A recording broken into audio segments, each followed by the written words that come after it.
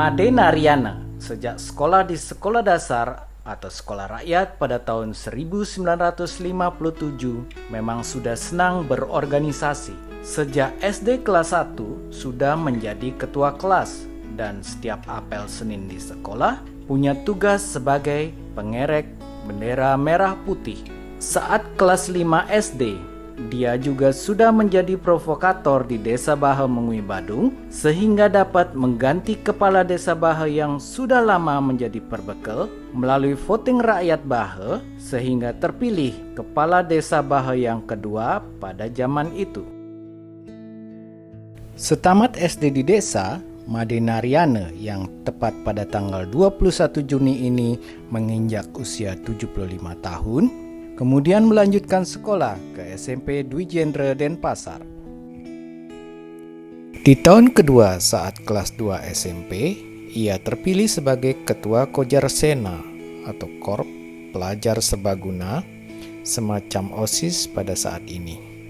Pada waktu yang sama saat itu, Made Naryana menjadi Ketua Gerakan Siswa Nasional Indonesia atau GSNI, Underbow PNI Marhainisme.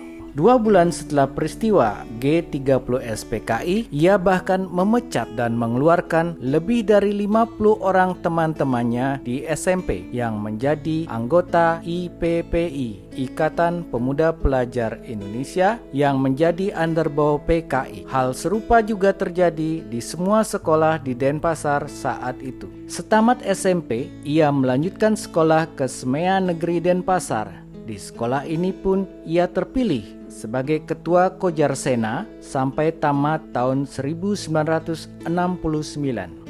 Setamat SLTA, Made Naryana bercita-cita kuliah di Fakultas Ekonomi Universitas Udayana.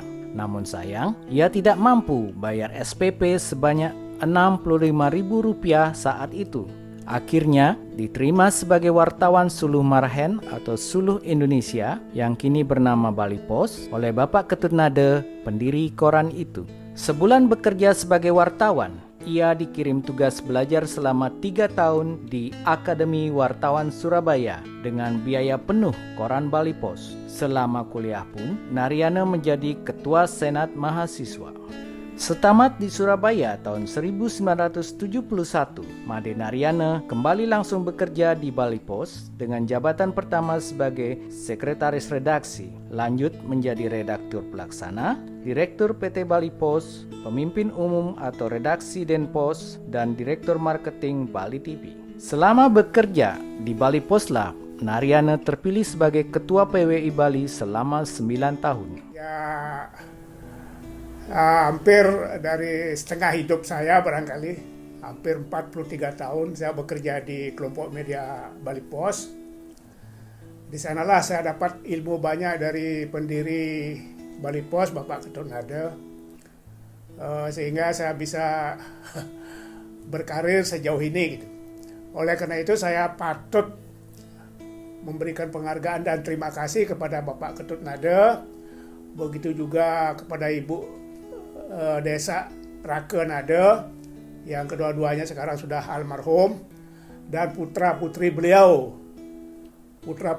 terutama Bapak ABG Satya Narada yang melanjutkan sekarang perjuangan dari koran Bali Post yang juga memiliki Bali TV. Oleh karena itu sekali lagi saya menyampaikan terima kasih dan penghargaan.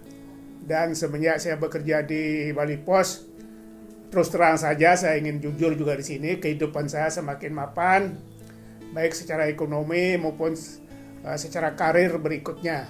Dan keluarga saya juga merasa senang, karena saya boleh dikatakan dalam tanda kutip adalah tamatan Bali Post.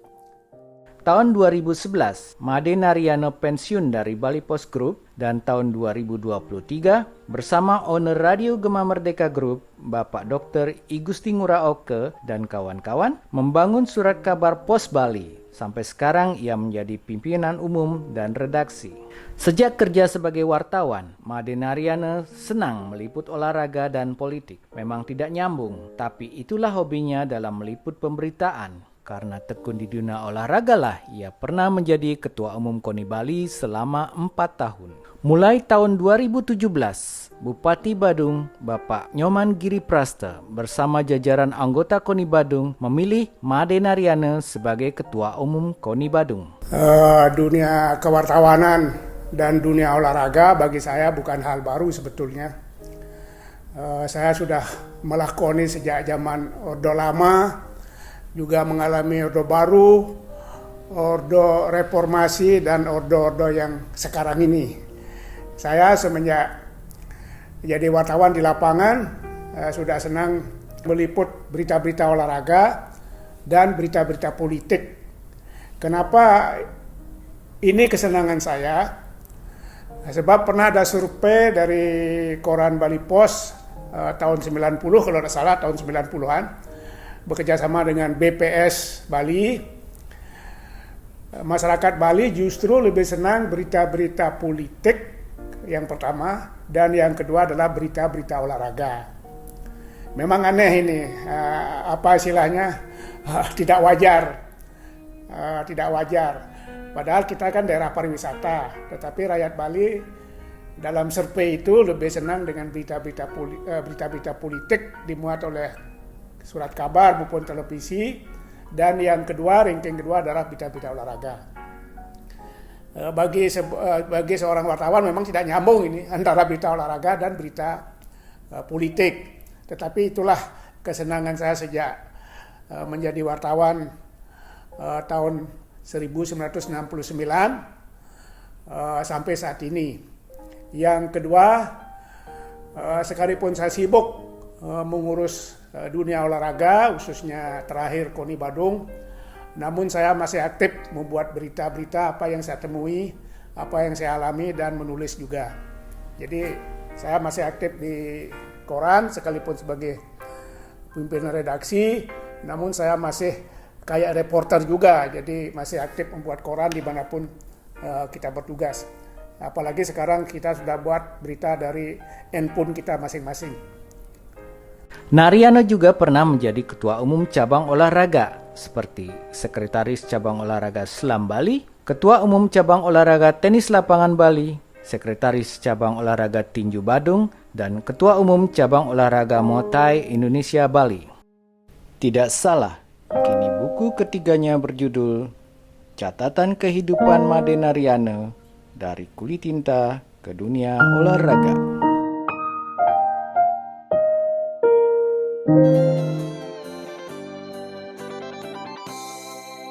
Bapak DRS Made Naryana adalah sosok yang sangat disiplin dan seorang organistoris dan juga orang yang humoris. Mas Made ini selain disiplin waktu, dia sejak saya kenal dia punya leadership.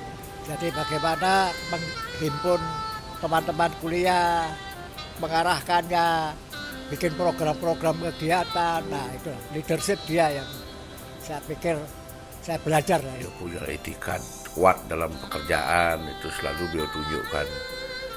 Bahkan saya yang jauh lebih muda itu kadang-kadang saya dari segi disiplin waktunya saya terus terang aja angkat tangan lawan beliau. Beliau sering dengungkan itu kalau ingin panjang umur syaratnya satu happy, yang kedua enak makan, yang ketiga enak tidur. Itu pimpinan dari Pak Made Naryana. Seumuran beliau masih sangat energik sekali, dan saya mengagumi beliau cepat sekali menanggapi setiap permasalahan. Begitu muncul permasalahan, saya lapor permasalahan, beliau sudah langsung merespon permasalahan yang ada. Ini yang saya kagum dengan profil beliau. DRS Made Naryana yang saya kenal adalah seorang jurnalis sejati yang selalu optimis dengan gairah yang tak pernah padam. Made Naryana orangnya penuh disiplin, semangat, dan tetap bergairah. Saya kenal Made Naryana karena dia teman kuliah. Satu hal yang saya belajar dari Made adalah disiplin waktu. Ya. Saya awalnya orang yang termasuk tidak menghargai waktu. Artinya kalau janji jam 9, saya biasa setengah 10 baru datang. Karena 2 kali janji dengan Made dia tidak mau berangkat karena saya terlambat hanya 10 dan 15 menit. Sejak itu saya tertampar betul bahwa betapa berharganya menghargai waktu. Menurut saya itu pelajaran yang langka. Pribadi pembelajar yang antusias, lugas. Yang sudah berlalu, lupakan saja.